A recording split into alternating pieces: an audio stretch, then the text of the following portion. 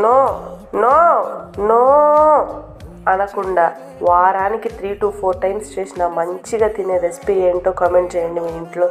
మా ఇంట్లో అయితే ఎగ్ రైస్ చాలా సింపుల్గా ఫాస్ట్గా చేస్తాను.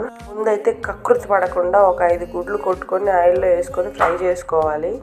ఎగ్స్, సాల్ట్, పెప్పర్ వేసి మంచిగా ఫ్రై చేసి పక్కన తీసి పెట్టుకోవాలి.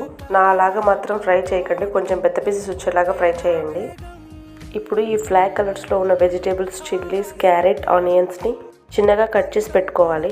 ప్యాన్లో కొంచెం ఆయిల్ వేసి చిల్లీస్ని బాగా ఫ్రై చేసుకున్న తర్వాత హై ఫ్లేమ్లో ఆనియన్స్ని, క్యారెట్ని మంచిగా ఫ్రై చేయాలి. ఆనియన్స్ మంచిగా ఫ్రై అయితే టేస్ట్ బాగుంటుంది. ఇవి 3 బాగా ఫ్రై అయిన తర్వాత లో ఫ్లేమ్లో పెట్టేసి రైస్, ఫ్రైడ్ ఎగ్, ధనియా పౌడర్, కొంచెం గరం మసాలా, సాల్ట్, కారం అన్నీ వేసి హై ఫ్లేమ్లో 5 minutes ఫ్రై చేస్తే ఎగ్ ఫ్రైడ్ రైస్ రెడీ. మీరు కూడా ఇలా ఇంట్లో సింపుల్గా ట్రై చేయండి. ఎక్కువ మసాలాలు లేకుండా.